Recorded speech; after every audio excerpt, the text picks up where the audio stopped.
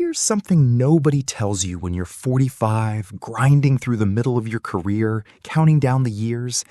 The age you've been told to retire, 65, might be the single most expensive decision you ever make. Not because retiring is wrong, retiring is the goal, but because 65 is an arbitrary number that was chosen decades ago for a different economy, a different lifespan, and a completely different tax system than the one you're living inside right now. And if you retire at 65 without understanding what that number actually triggers, the taxes, the Medicare costs, the Social Security math, you could walk away from your career feeling free and quietly lose tens of thousands of dollars in the first 3 years without spending a single extra dollar. In the next 15 minutes, I want to show you exactly how that happens, and more importantly, what the people who actually keep most of their retirement money do differently. Most people think the retirement question is simple. Save enough, hit 65, stop working, start spending. But that's not really how it works, because the moment you retire, you don't just stop earning. You start making a completely new set of financial decisions that have consequences that ripple forward for 20 or 30 years. And most people make those decisions with almost no information. The real question isn't when should I retire? It's what happens to my money the moment I do. Because here's what most people don't realize. The year you retire and the 2 or 3 years after are arguably the most important tax planning years of your entire financial life. More important than any single year you were working. More important than the year you got a raise or sold a house, and almost nobody treats them that way. Let me show you why 65 specifically is the number that trips people up.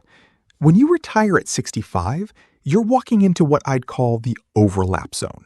And inside that overlap zone, 3 very expensive things are happening at the same time. The first is Social Security timing. If you claim Social Security at 65, you're claiming it 2 years before your full retirement age, which for most people born after 1960 is 67. Claiming at 65 instead of 67 permanently reduces your monthly benefit by roughly 13 to 14%. And if you wait until 70, your benefit is about 76% higher than if you claimed at 62. That difference, spread over a 20-year retirement, can be the difference between $200,000 and $400,000 in lifetime income from the exact same work history.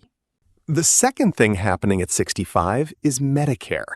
You become eligible at 65, which sounds like a good thing, and it is. But what most people don't realize is that your Medicare premiums are based on your income from 2 years earlier. So if you had a high earning year at 63, you'll be paying higher premiums at 65, even if you're now living on savings. This is called IRMAA, the Income-Related Monthly Adjustment Amount, and it can add hundreds of dollars per month per person. The threshold for 2025 starts at $106,000 for a single filer. Cross it by $1 and you jump to the next tier. The third thing, and this is the one that catches almost everyone off guard, is the tax bracket trap. When you retire, your taxable income drops. That sounds like a win, and in the short term, it feels like one. But here's the problem. Most people in their 60s have the majority of their retirement savings sitting in traditional 401ks and IRAs. Every dollar that comes out of those accounts is taxed as ordinary income, the same as a paycheck. And when you hit your early 70s, the IRS starts forcing you to take money out whether you need it or not. These are called required minimum distributions, or RMDs, and they kick in at 73. If you retire at 65 and spend the next 8 years doing nothing, just letting that traditional 401k grow, you can walk into your 70s facing forced withdrawals that push you into a higher tax bracket than you were ever in while you were working. It's a tax bomb that builds slowly and detonates exactly when you have the least flexibility to deal with it. Let me make this real. Take a couple. Call them David and Karen. Both 65. They've saved well. $800,000 in traditional IRAs and 401ks, $200,000 in a taxable brokerage account, $150,000 in a Roth IRA. They want to spend about $75,000 a year after tax. If David and Karen retire at 65, claim Social Security immediately, and just start pulling from their traditional IRA to cover expenses, which is what most people do, here's what happens. Their Social Security income, combined with their IRA withdrawals, pushes them into the zone where up to 85% of their Social Security benefit becomes taxable at the federal level. The threshold for married couples filing jointly is $44,000 of combined income, a number that hasn't been adjusted for inflation since the 1980s. So a couple with completely average retirement income crosses it almost immediately. On top of that, their IRA withdrawals, even modest ones, keep their modified adjusted gross income above the IRMAA threshold, so their Medicare Part B and Part D premiums are higher every year. And when RMDs start at 73, with $800,000 still sitting in tax-deferred accounts after 8 more years of growth, their forced withdrawals are large enough to push them into the 22% bracket, sometimes the 24% bracket, for the rest of their lives. The retirement that felt comfortable at 65 quietly gets more expensive every year. Now, here's what changes when David and Karen think about this differently. What if, instead of retiring at 65 and immediately claiming everything, they spend their early 60s, even just 63 to 67, doing the opposite of what feels natural? Instead of letting the traditional IRA grow, they start doing controlled Roth conversions. They take money out of the traditional IRA, pay the tax now at a lower rate because their income is lower in early retirement than it will be when RMDs are forced, and move it into the Roth where it grows tax-free forever. They delay Social Security. David waits until 70, Karen waits until her full retirement age. They cover their living expenses in the meantime from the taxable brokerage account, realizing long-term capital gains that, when structured carefully, can be taxed at 0% for married couples with income under about $96,700 in 2025. And because they're converting traditional IRA money to Roth in their 60s, before IRMAA kicks in at 65 with 2-year look-back, and before Social Security income is in the picture, they're doing it in the cheapest tax window of their financial lives. By the time RMDs start at 73, the traditional IRA balance is significantly smaller. The forced withdrawals are smaller. The Social Security tax torpedo is smaller or avoided entirely.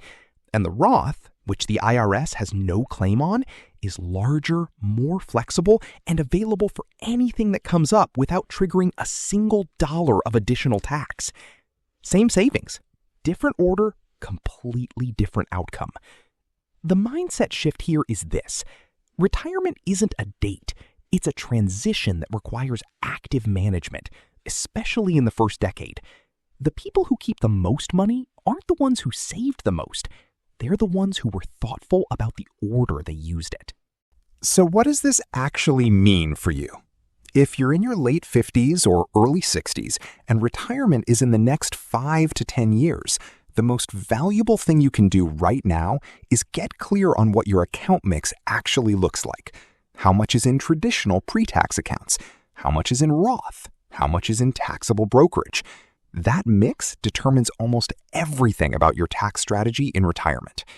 If the majority of your savings is in traditional IRAs and 401ks, which is true for most Americans, the years between 60 and 70 are your window to rebalance that. Not aggressively, not in a way that creates a massive tax bill today, but gradually and intentionally, converting enough each year to fill up a lower bracket without triggering IRMAA or the Social Security torpedo.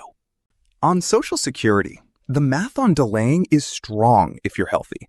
Every year you delay past 62, your benefit grows by roughly 6 to 8%. That's a guaranteed return. If you can cover your expenses from savings for a few years, delaying to 67 or 70 is often worth more than almost any investment decision you'll make. And on the retirement date itself, 65 is fine if you've planned for it. But if you're choosing 65 because it's what you've always assumed, it's worth sitting with the numbers for one afternoon before you make it official. Sometimes retiring at 63 and doing 2 years of strategic Roth conversions before Social Security starts is worth more than the salary you'd earn in those 2 years. Sometimes working until 67 and letting the compounding continue is the right call. The answer is different for everyone. But the worst outcome, the one that costs real money, is choosing 65 out of habit and never running the numbers at all. I want to leave you with something simple. You spent decades building what you have, and the system, the tax code, the Medicare structure, the Social Security formula, was not designed to make it easy to keep it. It was designed around assumptions about when you'd retire, how you'd withdraw, and what your income would look like. And if you follow those assumptions on autopilot, the system works exactly as designed. For the IRS, not for you. But if you understand even the basic shape of how these things interact, the brackets, the thresholds, the withdrawal order, you can make decisions that protect a meaningful portion of what you've spent your whole life building. 65 isn't wrong. It's just a number. And like most numbers in personal finance, what matters isn't the number itself, it's what you do around it. You've worked too hard to leave that on the table. I'll see you in the next one.